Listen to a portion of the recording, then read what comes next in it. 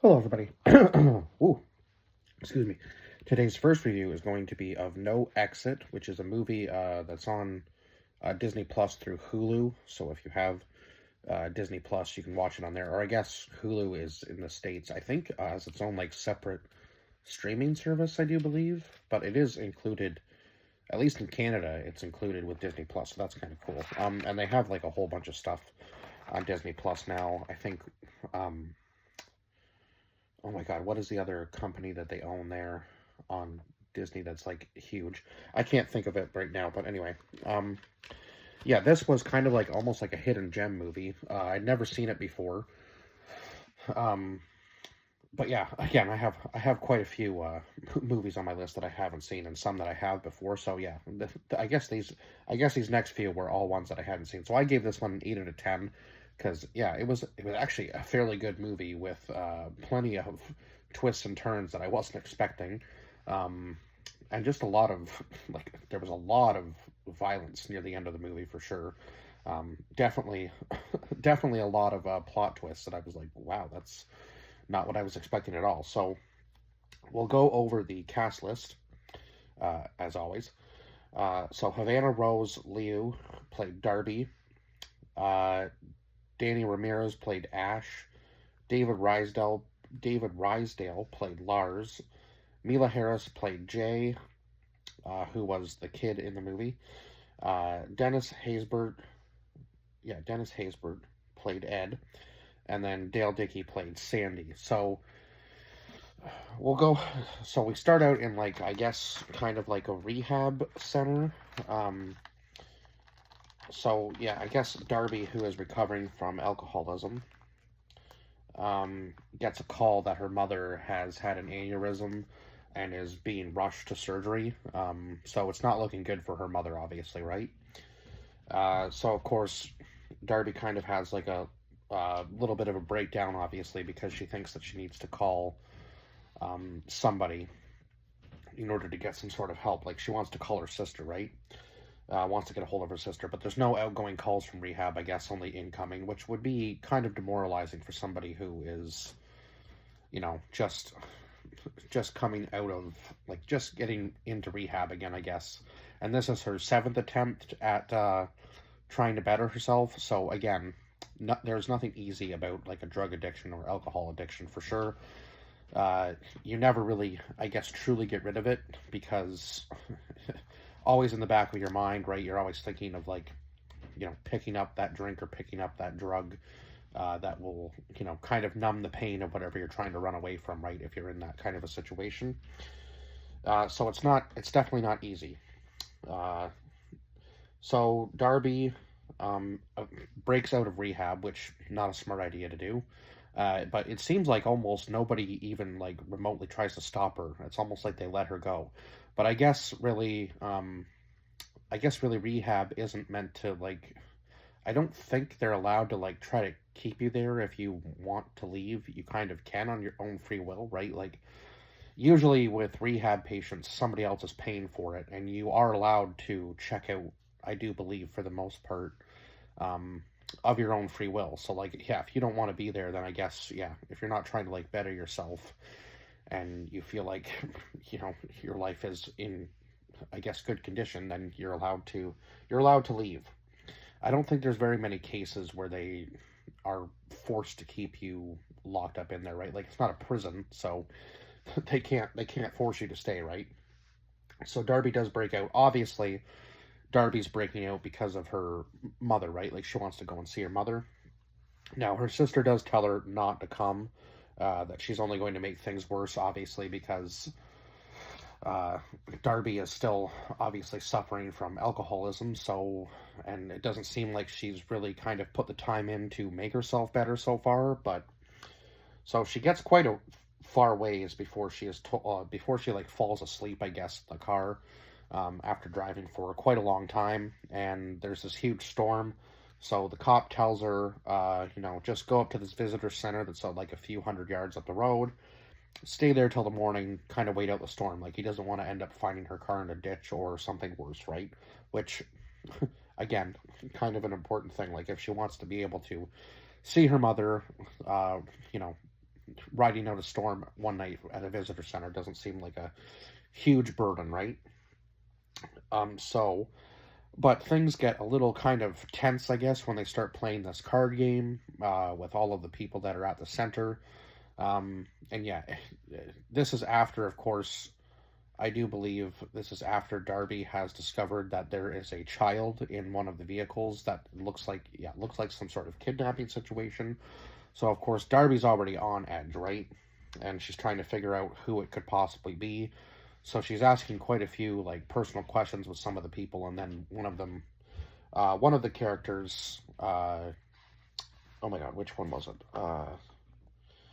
Kind of the one you would think would be the one, Lars, gets of course upset, and then of course Darby ends up going back to the vehicle, and she ends up trying to she ends up pulling Ash aside, and this was after, of course, I believe that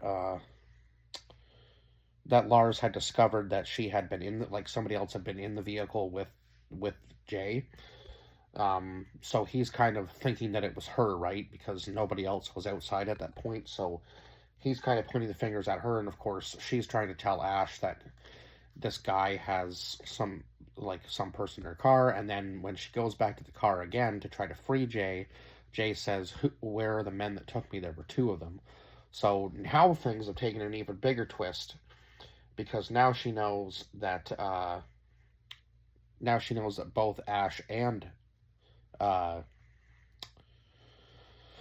oh my god, Ash and oh wow, that Ash and Lars are involved.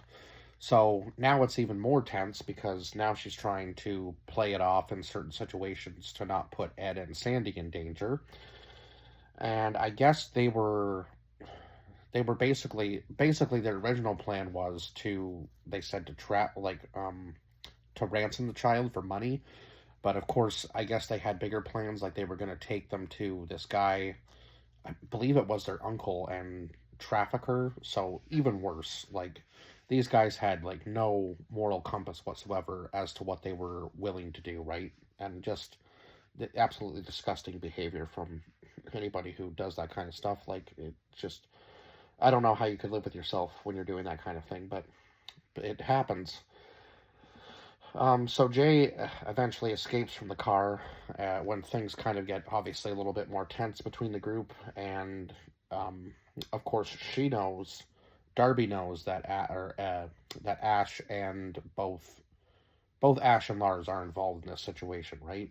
And so they go out looking for the little girl, and then eventually Ed actually finds her like face down in the snow, so he brings her in, and I guess she has some sort of like sickness.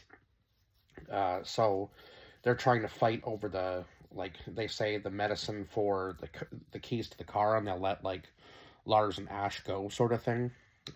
So then Ash kind of loses it and decides that he's gonna, light the whole place on fire, which wouldn't help their situation in any way, shape, or form, right? Because then they're not gonna get anywhere with anything, and they're probably gonna end up killing themselves in the process, I would think. Probably. And of course, Ed was a former Marine, and I believe Darby's father was a Marine as well, and I guess he ended up taking his own life. So Ash kind of plays into that a little bit to kind of strike fear into her in certain situations. After, of course, she finds out that he's also involved. Um, so yeah, Ed tells Ash to trade Jay's medicine for the keys to the car.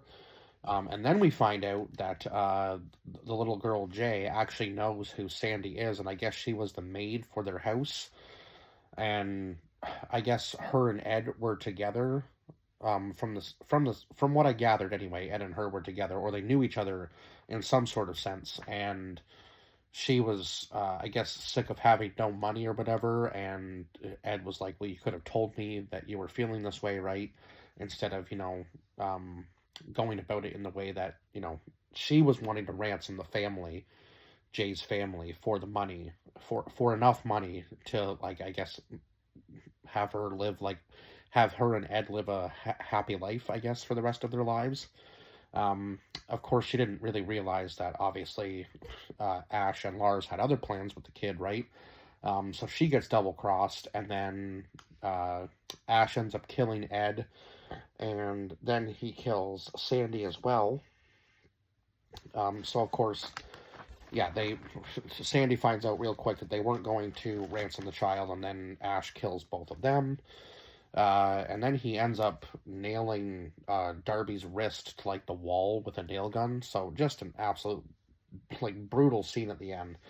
Um, eventually, Darby is able to get her wrist free, and then there's like this huge fight scene basically between. I wouldn't really say it was like a huge fight scene, but yeah, you can definitely tell that Ash is a complete like psychopath and just starts shooting the nail gun that he has after he runs out of bullets in the other gun, like his regular gun. He just starts shooting the nail gun at pretty much everything that he can. Uh, he shoots it at the car, and then I think he hits one or two of the tires of the car and makes Darby and Jay crash.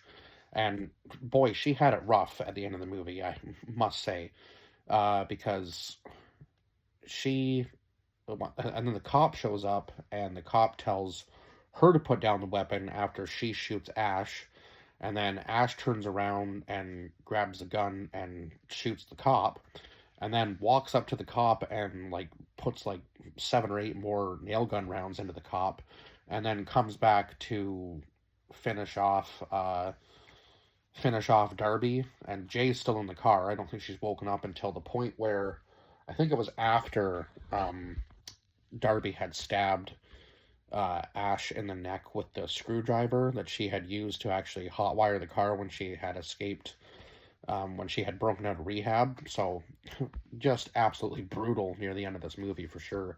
But it was good that she was able to at least live long enough to save Jay. And I guess she survives the whole situation. Now, I wish they kind of had have made it so that her and Jay kind of kept in contact, but I don't. I guess that maybe they did show it with like the one photo or the one little drawing that Jay had maybe made for her. So maybe Jay does come visit her in rehab. I'm not really sure. I wish they had have maybe shown a little bit more of that near the end of the movie. It would have been nice because yeah, she did a lot for that kid for not knowing who she was. Like she could have easily just, seen that and kind of turned a blind eye to it and just, said, I'm not even gonna worry about that because I've just gotta survive this night here. Like who cares what these people have going on, right? But she was there to protect the kid and went through so much. She ends up falling down the hill and like hitting a bunch of trees at one point just to get away from Ash and Lars. So it was just absolutely crazy. And how did Lars die? Oh, Lars died by Jay. I think ends up coming up and like whacking the nail gun with something, and then one of the nails goes into like Lars's head. Although the first time it didn't it didn't go that deep, I didn't think, but I don't really know how long the nails were anyway. It was in there pretty good, and then he ends up tripping and falling, probably just from the shock of it all, and ends up driving the nail the rest of the way through his skull. So yeah, just an absolutely intense scene near the end for sure.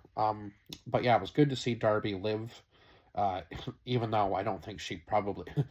Realistically, I don't think she would have survived through all of that, but for the movie's sake, she did. And then she ends up going back to the same rehab center, actually, that she was at in the beginning and starts all over. So it does seem like she's trying to change her life. And they do tell her that she has a visitor, and it ends up being her sister at the end of the movie. So, um, yeah, Darby's sister comes to visit her in rehab. I can't remember what her sister's name was for the life of me now, but I guess maybe I should have written that down. But anyhow, her sister does come to visit her in rehab, so I guess her sister must have gotten some sort of word of what had happened at that visitor center, and obviously felt some guilt for, kind of turning her down at every chance she got, sort of thing, right? Like her sister should have maybe been there for her a little bit more and been a little bit more supportive of the situation she was in. originally, because obviously now she's almost lost her sister, right? Or could have lost her sister. And I think she realizes that now, so she's going to be a little bit more caring, I would say, about, the relationship between the two of them, obviously. But yeah, a solid movie. I would almost say this was like kind of like a hidden gem movie. So if you haven't seen it, it is on Disney Plus or Hulu, I guess, in the States, or Disney Plus slash Hulu in Canada. I'm not really sure, yeah, if they do that in the States or not, or whether it's two separate things. But anyhow, yeah, that is where you can watch it, either Disney Plus or Hulu. So yeah, that's it for this review. I will see you guys in the next one. Bye bye for now.